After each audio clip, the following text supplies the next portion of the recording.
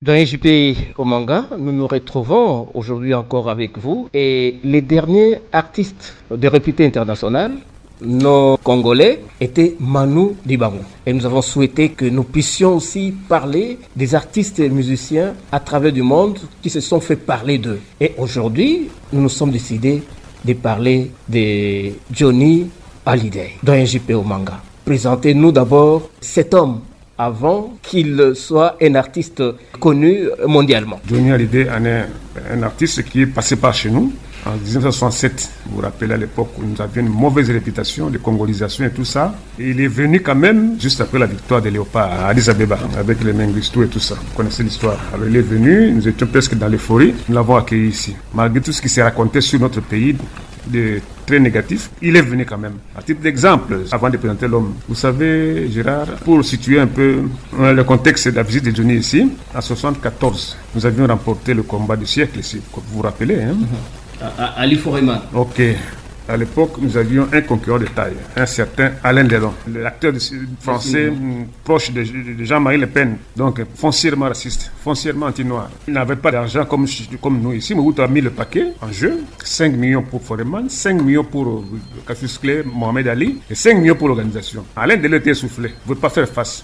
Alors, comme il a échoué, puisque lui, il organisait le combat à Paris, hein, Carlos Monzo et consorts. Il voulait aussi organiser ce combat-là à Paris. Il a échoué face à la force de frappe de Mobutu. Je suis en train d'expliquer pourquoi est-ce que nous devons parler de Johnny aujourd'hui avec honneur. Alors il a échoué. Le duo Mandungu Boulaniati et Chipumpu Lucien, qui présidait la commission Ali Forman, ont remporté la mise. Et le combat devait se dérouler ici. Rentré à Paris, vous savez ce qu'il a dit, ce monsieur Alain Delon, hein, officiellement. Hein, il était quand même venu ici? Non, écoutez, c'est pourquoi j'insiste beaucoup pour parler de Johnny. Alain Delon arrivé à Paris, et après avoir échoué à New York, il a remporté le combat. Il dirait ceci: non, je n'irai même pas à Kinshasa, puisqu'on m'a dit qu'il y a des sauvages aux alentours du stade. Une fois qu'il y aura des spectateurs comme des visiteurs extérieurs, ils vont les attaquer, de déposséder de leurs biens. Donc il y a des sauvages aux alentours, je n'irai pas. Alors, Alain Delon pour nous salir, pour salir les haïs de l'époque. Alors c'est un raciste, puisqu'il est proche de Jean-Marie Le Pen, que vous connaissez, Front National. Alors nos amis camerounais, très choqués de ça, ils ont fait un éditorial pour remettre Alain Delon à sa place. Mais monsieur Alain Delon, qu'est-ce que vous pouvez nous donner comme les moralités? Vous avez fait assassiner votre secrétaire particulier, Stéphane Markovic, à cause d'une affaire de femme. Nous ne voulons même pas citer le nom de la femme, puisque c'est votre maîtresse. Vous voulez donner des leçons à qui? Aux pauvres noirs que nous sommes. Nous sommes mieux nantis que vous sur le plan moral. Et Lungela Simon, qui était ici directeur de programme, a repris cet éditorial pour démontrer à l'aide de l'eau que nous sommes civilisés aussi. Voilà. Bref, voilà comment est-ce que nous étions qualifiés à l'époque de l'excès. Voilà. Alors si Johnny Hallyday, malgré toutes les infamies là, mais il est venu quand même chez nous en 67, et je vais vous dire quelque chose qui nous a choqués, nous autres. Moi j'étais un Ngembo là-bas. En 67, il a fait le premier concert, c'était au Zoo. Vous voyez la salle de Zoo là, 67. Hein. Il est venu en retard, pas en retard, mais à l'heure juste. Franco est venu avant lui. Franco avec sa jambe qui faisait des problèmes. J'ai expliqué ça l'autre fois à l'émission de Franco, comment il s'est foulé la jambe avec la victoire de Léopard. Il était soutenu par Verkis. Franco est passé par nous autres qui étions des Ngembo, sans nous dire bonjour. Il est passé, soutenu par Verkis, il est passé. Mais à l'arrivée de Johnny dans une Mercedes, encadré par le garde de corps de la présidente de la République, Johnny s'est retourné et nous a vus. Il a commencé par nous saluer. Arrivé sur l'estrade, avant de monter dans la grande salle, il s'est retourné encore vers nous, les Ngembo, pour nous saluer proprement. Vous voyez que cet homme respectait les gens, même les nègres nous étions. Bref, vous avez compris que ça valait la peine de parler un peu de cet homme-là. Il n'est pas raciste. Voilà. Johnny Hallyday n'est pas raciste. Oui. Et on peut les comparer aux humanistes. Oui, pourquoi pas comme Jacques Brel, hein. Il y en a beaucoup. Hein. Sa femme Sylvie Vartan aussi a eu à interpréter sur l'ordre de son mari la chanson de Myriam Makeba. Sylvie Vartan l'a interprété sur l'ordre de son mari. Mais Johnny n'est pas raciste. Et en dernier ressort, le dernier mariage qu'il a eu, nous allons en parler un peu. Sa femme là, elle s'appelle Baudou, Laetitia, n'arrivait pas à concevoir. Chaque fois, il y avait toujours des grossesses avortées là, tout ça. Alors finalement, Johnny s'est décidé d'adopter les enfants de jeunes filles, mais pas en France, mais au Vietnam. Et ça a créé un tollé au niveau de la France. Comment on peut aller adopter des Vietnamiens ici alors qu'il y a des Françaises ici? Même son ami Michel Sardou l'a insulté. Et il dira, Michel Sardou, nous sommes des amis d'enfance. Comme vous avez traité mes enfants de bougnoul, moi et vous, c'est fini. Nous ne sommes plus amis. Voilà un peu l'homme. Pourquoi est-ce que c'est avec beaucoup de plaisir que nous...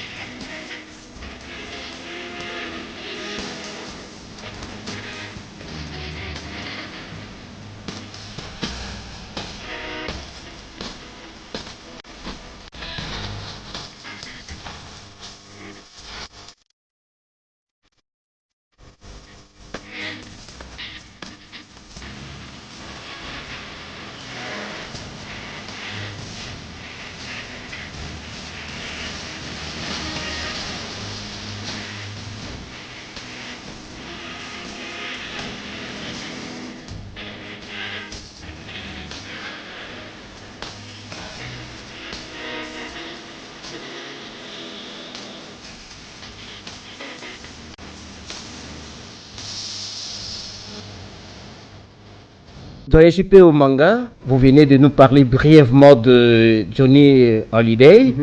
Et il n'est pas raciste, il sait vivre avec les gens, mais c'est pour dire, le noir d'une façon générale, mais c'est pour dire qu'il doit être issu d'une bonne éducation. Parlez-nous quand même de lui avant. Malheureusement non, Johnny a connu beaucoup de problèmes. Il est né 15 juillet 1943 à Paris d'un père flamand, Léo Smet, belge bien sûr, mais immigré en France, et d'une maman française, Huguette Clerc. Alors, son père l'a abandonné à l'âge mineur pour convoler avec d'autres personnes. Sa maman, il s'est retrouvée avec un enfant. Il avait difficile à l'éduquer. C'est sa tante maternelle, oui, qui va s'occuper de l'enfant. Il s'appelait à l'époque de sa naissance, en 1943, sous l'occupation nazie. Ça, c'est très important. Tout comme sa femme, neutrale, en 1944, en Bulgarie, sous l'occupation nazie aussi. Sylvie Vartan. Donc, le cosmique joue parfois. Alors, Johnny étant de souche flamande, par son père, les théoriciens du nazisme que vous connaissez, Rosenberg, pour ne pas parler de Goebbels et consorts, ont toujours assimilé les Flamands, les Hollandais dans la race aryenne. Quelque part après sa naissance, Johnny sera aussi discriminé comme fils d'un Bosch. C'est comme ça que les Français appelaient les Allemands à l'époque, les Bosch. Alors il a connu aussi la discrimination. Donc la scolarité n'a pas été fluide, si vous me permettez le terme. Alors c'est comme ça que sa tante l'a élevé. Et sa tante aura comme mari un certain Lé Hallyday. Bon, Johnny s'appelait Jean-Fritz Mest, dans le nom du flamand. Finalement, il va adopter le nom de son père nourricier, qui était le mari de sa tante. Lé Hallyday, qui était un Américain. Johnny, c'est comme Jean en anglais. Johnny, et c'est comme ça qu'il est parti d'une Hallyday. Alors, comme son père nourricier était dans l'histoire des spectacles et tout ça, il a commencé un peu à... Son père adoptif. Ouais, oui, son père nourricier, puisqu'il est le mari de sa tante. C'est pas tellement adoptif, c'est son parent aussi, puisque par sa tante, ils sont parentés. Alors, il a fait l'école d'art dramatique pour finalement échouer dans les cours de musique, la guitare, et c'est comme ça que c'est parti pour lui. Sans affection paternelle, mais il est arrivé quand même à se forger une vie, dans cette humanité, dans cet univers. Voilà, maintenant nous parlons de l'artiste. Il est né artiste. Johnny avait la facilité de chanter toutes les voix. Johnny avait la facilité d'interpréter les chansons des Américains. C'est lui qui a vulgarisé le rock'n'roll en France. Avant, c'était de Tino Rossi, et du Piaf, et Gilbert Bécaud et consorts. Ils jouaient la musique un peu lente, musique classique. Bon, les Américains, après la guerre 40-45, ils ont introduit un peu le twist. Mais celui qui a vulgarisé le rock'n'roll, c'est lui, c'est Johnny. Né à 43, il a commencé à avoir du succès à 17 ans. Vous voyez, 43, 60. Déjà, à l'époque, il a été le premier à être abordé par Bruno Cocatrice, le patron de l'Olympia. Et c'est comme ça qu'il va évoluer à l'Olympia du 29 61 jusqu'au 9 octobre 61, pratiquement un mois. À 17 ans déjà, vous voyez déjà le succès. À l'époque, à l'Olympia, ce n'est pas n'importe qui devait s'y produire. Est-ce qu'il avait une chanson qui avait récolté le succès à travers le mondial? La chanson Souvenir. Pour une parenthèse, je voudrais quand même parler des amis qui m'ont initié en ce genre de musique. Il y a deux Katangais, parce que je partais souvent en congé là-bas au Katanga, je connaissais les activités de mes parents et des militaires tout le temps. Alors, deux amis que je vais citer nommément, puisque je crois qu'ils doivent encore vivre. Il y a Pierre Moulumba, il doit être maintenant directeur retraité de la SNCC. On l'appelle à Lumbashi, Moulumba Pip, il doit vivre encore. Et Lambert Mick Jagger. Ceux-là qui m'ont initié dans ce genre de musique. Alors je leur dis coucou s'ils sont encore en vie, puisque vous voyez avec notre âge, j'ai commencé à écouter Johnny, j'avais 15 ans. Alors je connais très bien son parcours musical. Je suis aussi l'un des fanatiques, de ces fanatiques. Bref, il a réussi à captiver l'attention de Cocatrice avec la chanson Souvenir, qui a fait beaucoup de succès sur le plan mondial. À 17 ans, il a fait l'Olympia déjà. Alors il a fait l'Olympia pendant un mois. Depuis lors, il ne s'est jamais arrêté. Succès sur succès, jusqu'à vendre plus ou moins. Et il a totalisé à lui seul jusqu'à sa mort, de 2017. 80 albums, dont 51 sur studio, 6 disques de diamant et 22 disques d'or. Pas la comédie que nous avons ici. À sa mort, le dernier album où il a chanté avec son fils et sa femme, tout ça, s'est vendu à 110 millions d'exemplaires. Ça continue à se vendre jusqu'à présent. Donc, vous voyez un peu l'homme, c'est un phénomène. Vous savez, Gérard, en France, il y a des gens, du moins pour le XXe siècle qui viennent de s'écouler, qui ont pratiquement occupé la presse française. Pour ne pas dire, ils étaient tout le temps cités en politique. Vous avez De Gaulle, le libérateur de la France.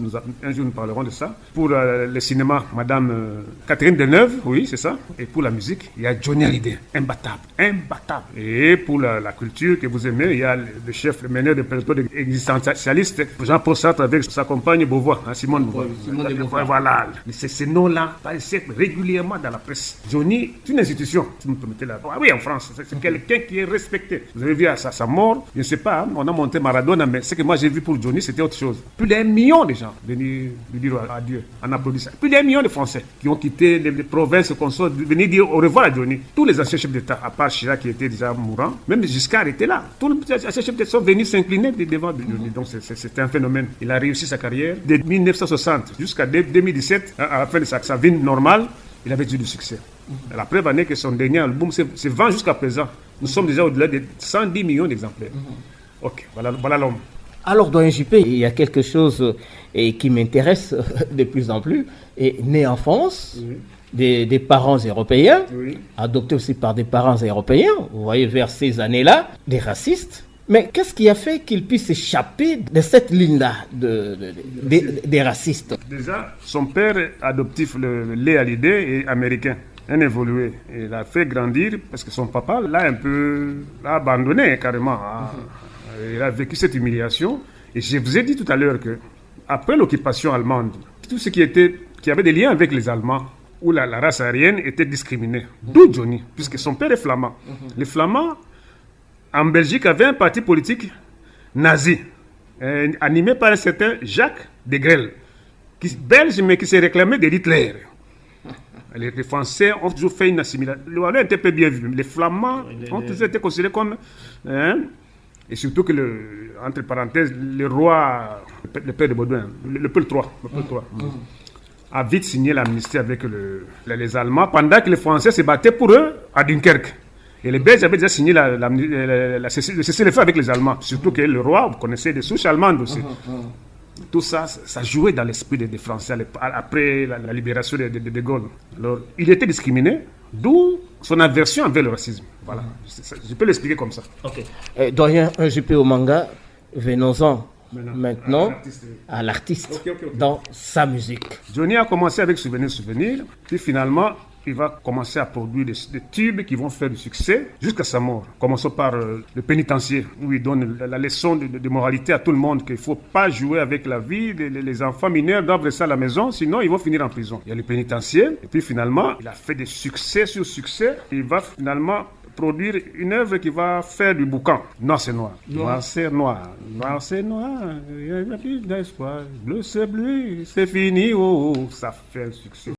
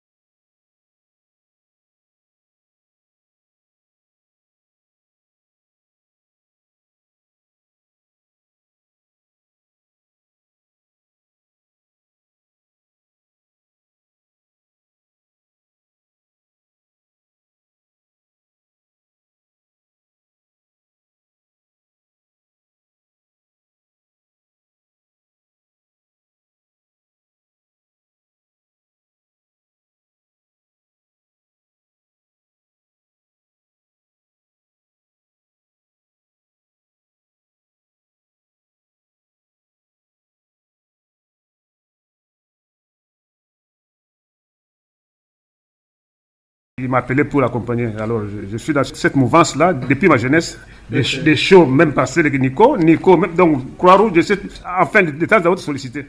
Et je vous dis aussi que j'ai eu à composer des textes que je ne peux plus vanter, c'est trop tard maintenant. Alors vous étiez en voie de parler de Mobutu. Comment Mobutu a-t-il été fasciné par Johnny Hallyday? Mobutu, son problème, c'était qu'on parle de bien, ou bien qu'on parle en bien de notre pays. Le pays était trop sali, vous connaissez l'histoire, on en a parlé, les auditeurs sont témoins, comment il y a eu l'histoire des 13 aviateurs italiens, tout ça.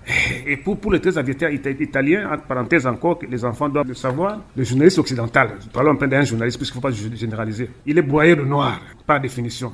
Ils ont inventé une histoire en disant non, ces gens-là qu'on a tués à Kindu ont été mangés. La viande vendue dans le marché public de Kindu, qu'on appelait Dimanga. L'ONU a fait une commission d'enquête pour vérifier si ces gens-là étaient enterrés ou bien mangés. Vous voyez déjà quelle irritation nous avons. L'ONU a envoyé une commission d'enquête internationale ici. Et du côté de l'ANC, celui qui était le commandant qui dirigeait, c'était mon père. C'est comme ça que je maîtrise bien ce dossier-là. Ils sont allés déterrer ces gens-là, à part l'autre qui avait échappé à la mort. Hein. Ils étaient 12 enterrés. Il fallait déterrer pour voir s'ils n'ont pas été mangés à Kindu. J'ai dit des choses vraies. Hein. Tout ça, c'était une mauvaise réputation. On a déterré. Heureusement, il y a des corps qui étaient entiers. Bon, d'autres corps manquaient des doigts, des jambes, par-ci, là. Vous comprenez.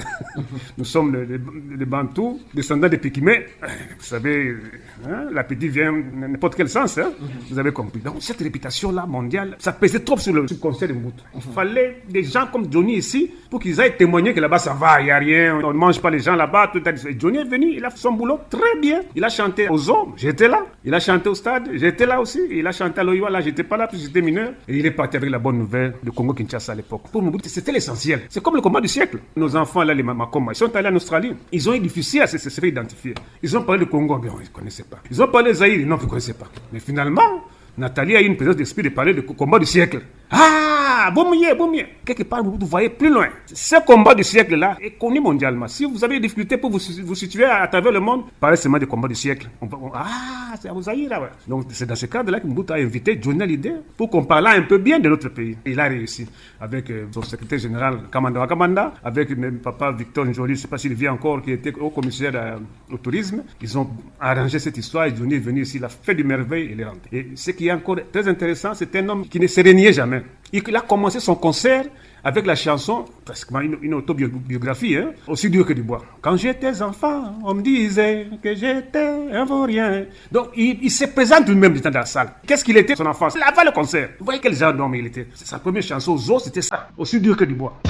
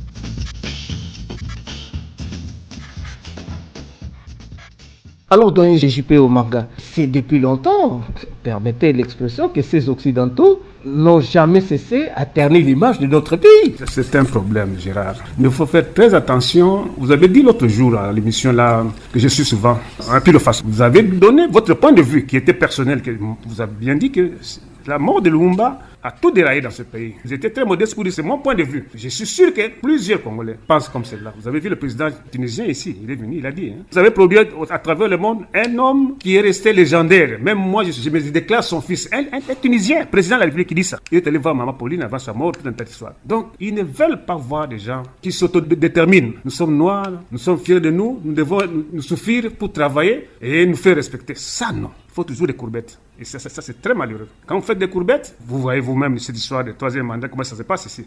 Il y en a qui ont été combattus, il y en a qui sont acceptés. C'est ça. Tant que nous serons comme ça, Gérard, moi je suis à 70 ans, vous êtes moins âgé que moi. Si nous continuons comme ça, nos enfants seront tous des esclaves, ces gens-là. Ils ne veulent pas nous voir émancipés, surtout moralement. Je vous ai parlé de Simon Kimbangu, comment il a été combattu jusqu'à présent. Donc il faut toujours s'aligner sur eux. Et surtout que maintenant, ils n'ont plus l'argent, ils veulent revenir pour recoloniser économiquement l'Afrique, où il y a des richesses comme chez nous, comme en Libye, des pays où ils sont riches, des environs de toutes les couleurs, les gens du cacao à la Côte d'Ivoire, ainsi de suite. Et ils veulent revenir pour prendre ces histoires à moindre coût. La Chine est en train de leur damer le pion.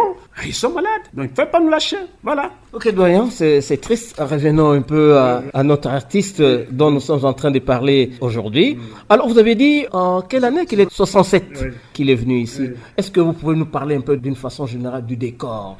Est-ce que les Congolais, les Zaïrois à l'époque, représentés par les Quinois, ont-ils été captivés par la musique de Johnny Hallyday?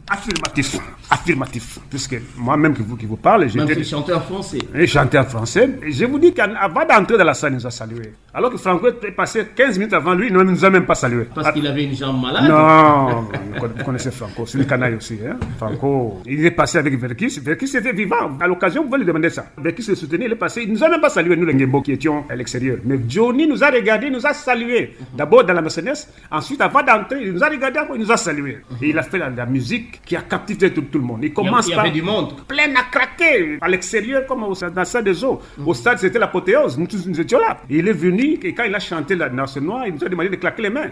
Ça vous concerne, allez, claquez les mains. Non, c'était très bien. Et puis à l'OIWA, il a fait de merveilles et il est parti. Non, c'était un garçon très simple qui a laissé des histoires ici. Et je vais vous parler aussi d'un petit problème qu'il avait avec un autre chanteur là, français, d'origine corse, Antoine Mourassioli, en 66-67. Antoine Mourassioli, il est ingénieur en point chaussée par rapport à Johnny, vous voyez déjà le niveau d'études. Hein. Donc il considérait Johnny comme du menu fretin. Voilà, menu fretin. Il a dit que Johnny c'était un type à déclasser un tel soir. Et Johnny il a répondu, vous avez les cheveux longs, mais vous avez des idées courtes. Cheveux longs et idées courtes. Moi je ne vais pas engager de polémiques avec vous. Nous sommes en 67. Ça fait pratiquement 7 ans que moi je règne. Vous venez de commencer. Je vous demande seulement de faire 7 ans seulement, avec du succès, et on va en parler après. Antoine n'a même pas fait 2 ans, il a disparu. Il y a eu des chansons, comme on dit, pamphlétaires, hein. Entre Johnny et Antoine, la traite des gros milots à la télévision. Et Johnny le traite des cheveux longs et de courtes, des pamphlets comme ça. Et finalement, c'est Johnny qui aura le mot de la foule, puisque Antoine il va s'essouffler. À moins de 2 ans, on n'en parlera plus. Il est maintenant navigant dans les océans, ingénieur qu'il est, tout ça, voilà.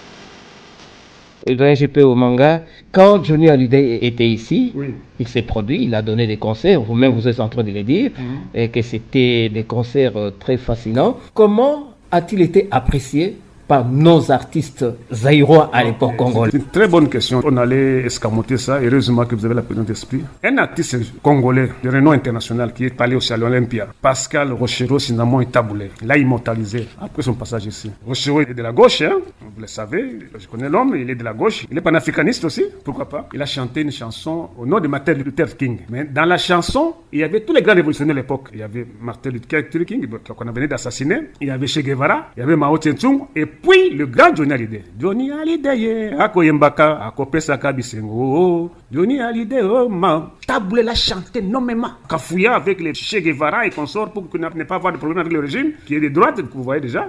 Lui, il a chanté plusieurs, il a chanté Mao Tse-tung, Che Guevara, et tous ces gens-là. Mais, en y incorporant Johnny Hallyday. C'est pour vous dire que Johnny a marqué aussi les artistes congolais comme Taboulé. Taboulé l'a chanté. Que Johnny Hallyday, donc il a chanté Johnny Hallyday. Il a dit Yemba, à l'observation du Seigneur.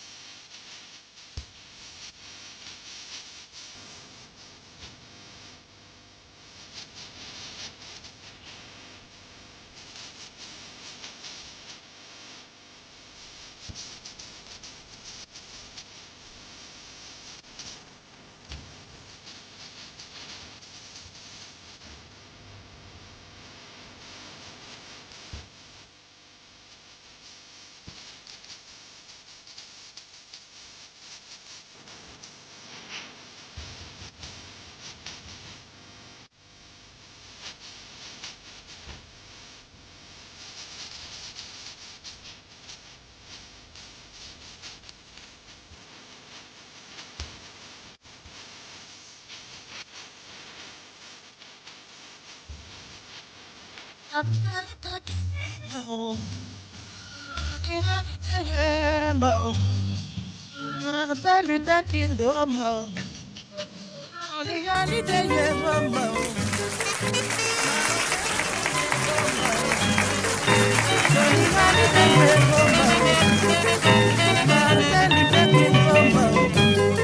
Johnny, comme artiste, était complet. Il composait, il interprétait, il chantait, il faisait de la guitare, il arrangeait, il adaptait aussi les chansons des autres. Donc c'était un artiste complet. Quand vous faites de la bonne musique, Johnny adapte, il arrange ça dans le style français et ça passe. Donc c'est un type très souple jusqu'à sa mort. Il n'a jamais eu de problème avec les pays africains, ni les Noirs et consorts. Quand je vous dis qu'il est allé adopter des filles vietnamiennes, puis sa femme, la dernière femme qu'il a eue, Laetitia Boudou, il ne pouvait pas concevoir. Chaque fois, il y avait des avortements. Au lieu de prendre les enfants français, il est allé à Hanoï, même pas à Saigon, à Hanoï, chez les communistes là-bas, chez Ho Chi Minh. Il est allé prendre deux filles là-bas. Elles sont arrivées aujourd'hui en France. Hein. Toutes les richesses que nous parlons ici, elles sont copropriétaires. Johnny est un millionnaire. Ceux qui ont même un peu à parler des épouses qu'il a eues. Johnny s'est marié avec Sylvie Vartan, qui est aussi une fille d'un immigré. Vous voyez déjà, il n'était pas raciste. Hein. Sylvie Vartan est d'origine bulgare, d'un père arménien, d'une maman hongroise juive. Le papa Georges Vartan a immigré officiellement en France en 1953. Et vous voyez, Johnny Hallyday, une grande vedette qui épouse une fille d'un immigré. Pour les filles françaises, c'était une humiliation. Vous voyez comment était l'homme. Il a épousé une fille d'un immigré, des locataires comme ça. Après la musique de Sylvie, ils se sont fait de l'argent. Après, mais avant, c'était des gens d'une basse classe. En 65, ils étaient mariés avec Sylvie Vartan. Ils vont faire 15 ans. Ils auront un enfant, David Hallyday, qui est aussi un grand musicien, un bon compositeur. Nous avons une chanson à lui ici, 100%, 180. Ils se sont divorcés avec Sylvie. Et Nathalie Baye, une actrice de cinéma, va l'épouser à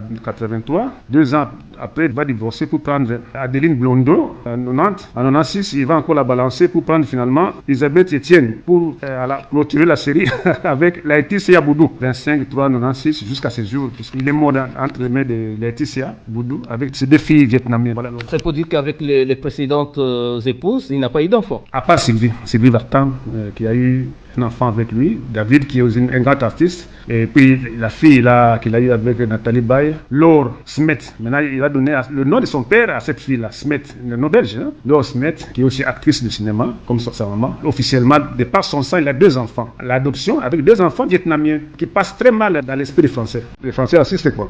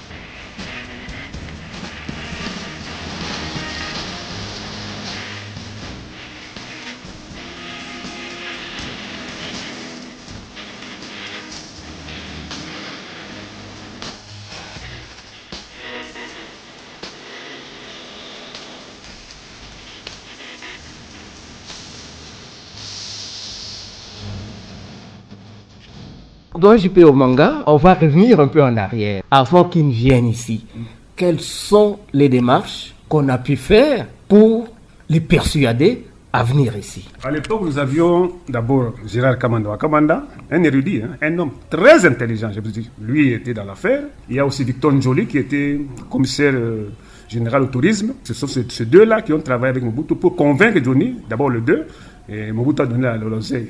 Pour la réputation de ce pays, Mobutu n'hésitait pas. Je dis comment est-ce qu'il a cassé Alain Delon. 15 millions de dollars en cash, 5 millions pour... Il n'y avait même pas discuté. Vous avez le même cachet, vous deux. Vous venez. Ali, Mohamed Ali, 5 millions. George Foreman, 5 millions. Organisation, 5 millions. Allez, c'était Don King qui organisait. À l'ombre, il y avait un certain Donald Trump. Parce que lui, il était manager de Mike Tyson. Vous ne voyez pas comment il a sa corpulence. C'était un ancien catcheur aussi. Mobutu les a battus à plate couture. Depuis, pour la réputation de ce pays, il ne blaguait pas. Dommage que Moutabonga ne sautait, mais sinon, pas dans la grande ligne, Gérard, Aza unique. On dit chaque médaille a son revers. Tout à fait. C'est le mot qui convient. Est-ce que, dans JP Omanga, parce que vous avez été ici, à son retour de Johnny Hallyday, est-ce que l'image du pays qui était ternie s'était quand même améliorée ailleurs? Il n'est pas passé par d'autres pays en Afrique, lesquels comme ça? Peut-être plus tard au Caire. Qui pouvait inviter Johnny Hallyday en Afrique, qui avait les moyens comme nous? Et puis, n'oubliez pas, en 67, nous venions de nationaliser la Gécamine. Les hommes avaient beaucoup d'argent,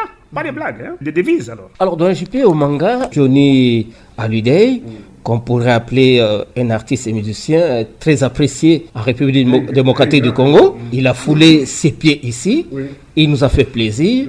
Il a des traces, mais il n'y a plus de traces de Johnny Hallyday dans notre pays aujourd'hui, parce que les jeunes gens ne parlent pas de lui. C'est ça le problème. Vous savez, avec le mouvement de la musique négro-africaine et négro-spirituelle des États-Unis, le rythme de la musique française a chuté. Vous avez le disco, qui n'est pas français. Vous avez Afrobeat. Ce genre de musique de l'époque de Jerk a disparu. D'où la disparition de la musique française aussi, sur le plan national. Les jeunes gens préfèrent la musique des Nord-Américains, des Anglais et consorts. Le Jerk, qui avait mis sur orbite Johnny Hallyday, a perdu son entrain. C'est ce qui fait qu'aujourd'hui, les jeunes ne le connaissent pas tellement, puisque son genre de musique ne captive plus. Mais en Europe, il est resté un monument, une institution. Alors, dans JP Omanga, que pouvez-vous dire, enfin, qui pourrait attiser les Congolais à s'attacher à son pays, à sa culture, aux Congolais, surtout ceux qui font la musique? Il faut enlever le complexe d'infériorité. Nous avons connu un homme comme Wemba qui a réuni sur la jeunesse pendant plus de 40 ans. Il vantait les Warantino, tous ces gens-là, des couturiers, sans être payés en retour des courriers. Il les faisait